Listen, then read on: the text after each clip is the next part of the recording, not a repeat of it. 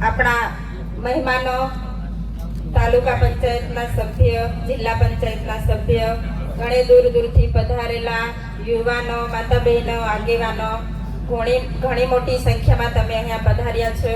તમારો બધાનો અમે આભાર વ્યક્ત કરીએ છીએ.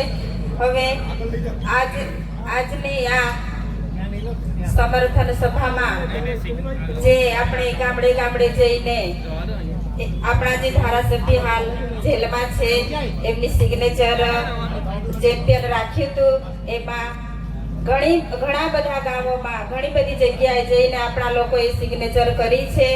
સિગ્નેચર 1.5 લાખથી ઉપર થઈ છે. અને આપણે આજે કલેક્ટર શ્રીને આવેદન પત્ર આપવાનું છે અને આપણે એમની પાસેથી જવાબ પણ લેવાનો છે કે તમે અમને કેટલા દિવસમાં જવાબ આપશો, કે તમે રાજ્યપાલને, રાષ્ટ્રપતિને ક્યારે તમે પહોંચાડો છો અમારું આવેદન પત્ર. એનો જવાબ પણ આપણે આજે જ લેવાનો છે. આપણે બધાએ ત્યાં કલેક્ટર ઓફિસે જવાનું છે આવેદન પત્ર આપવા માટે. હવે ખાસ તો હું જ્યારે મારે એકલા હાથે લડવાનું થાય છે ત્યારે તમે બધા તમારું કામ છોડીને હર હંમેશા મારી સાથે આવીને ઊભા રહો છો. એટલે હું તમારો બધાનો સાથ સહકાર ભૂલી નથી જતી. હું યાદ રાખું છું, કેમ કે આગળ પણ આપણે એક પ્રોગ્રામ કર્યો ડેડિયાપાડા. ત્યાં પણ ઘણી મોટી સંખ્યામાં લોકો બધા પધાર્યા હતા. ઘણી દૂર દૂરથી લોકો આવ્યા, સમર્થન આપ્યું કે તમે એકલા નથી, અમે બધા તમારી સાથે છો એવું તમે મને કહ્યું. એટલે આજે હું તમારી સામે એકલી નથી, તમે બધા મારી સાથે છો. હવે આપણે જોઈએ છીએ કે ઘરનો મોભ કહેવાય, તેવી જ રીતે આપણા ધારાસભ્ય આપણો એક મોભ છે કે મોભ આજે જેલમાં છે. મોભ વગર કેટલી તકલીફ પડે છે તે આપણે બધા જાણીએ છીએ. એટલે આપણી લડત અહીંયા પૂરી નથી થતી. જ્યાં સુધી ન્યાય નથી મળતો ત્યાં સુધી આપણે આપણી લડત ચાલુ રાખવાની છે. આપણે હિંમત નથી હારવાની. તમારી બધાની આ તાકાત છે કે તમે ન્યાય અપાવી શકો છો. જનતાની અદાલતમાં કોઈનું નથી ચાલતું, જનતાનું ચાલે છે, તે આપણે બધાએ જોયું છે. એટલે તમારો બધાનો સાથ સહકાર કાયમ મળવો જોઈએ. જે ધારાસભ્ય સડકથી સદન સુધી લોકો માટે લડે છે, લોકો માટે અવાજ ઉઠાવે છે, ઘર પરિવારની ચિંતા કર્યા વગર હર હંમેશા લોકોની વચ્ચે રહે છે, એ આ ભાજપના નેતાઓને ગમતું નથી.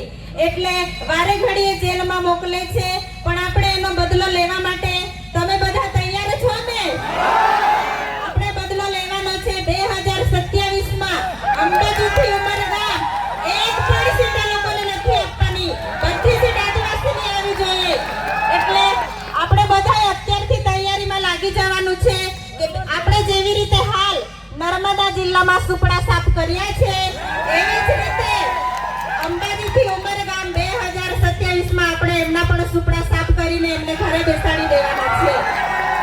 તો તમે બધા સાથ સહકાર આપજો એવી હું આશા રાખું છું. અને હવે ટૂંક સમયમાં તમે બધા દુઆ કરો છો. આપણી સાથે કુદરતની દયા પણ છે. તમે બધા સાથ સહકાર આપો છો. એટલે હું તમારી પાસેથી પણ આશા રાખું છું કે જ્યાં સુધી ન્યાય નથી મળતો ત્યાં સુધી તમે બધા મારા પરિવાર સાથે ઊભા રહીશો એવી હું આશા રાખું છું. અને જ્યાં પણ જરૂર પડે છે, જ્યારે પણ હું આમંત્રણ કરું છું, ત્યારે પણ તમે ઘરની ચિંતા કર્યા વગર પોતાનું ખેતીવાડીનું કામ છોડીને આવો છો. એ મારા માટે મને ખૂબ હિંમત આપે છે. એટલે આવી જ રીતે સાથ સહકાર આપો એવી હું આશા રાખું છું. અને જે આ 7 ટર્મથી સાંસદ છે, 2 દિવસ પહેલાનું નિવેદન છે કે ડિબેટમાં બેસો. તો કેમ હમણાં તમને ડિબેટ યાદ આવે છે? જેલમાં છે ત્યારે યાદ આવે છે. કેમ જ્યારે બહાર હોય ત્યારે કેમ ડિબેટમાં નથી બેસતા? મનસુખ દાદા, તમારે ડિબેટમાં બેસવું હોય તો હું મારી જનતા સાથે તમારી સામે ડિબેટમાં બેસવા માટે તૈયાર છું. તમે આવી જજો.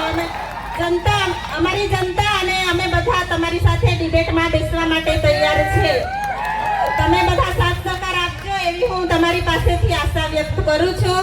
આટલું કહીને મારી વાણી પૂરી કરું છું. આભાર.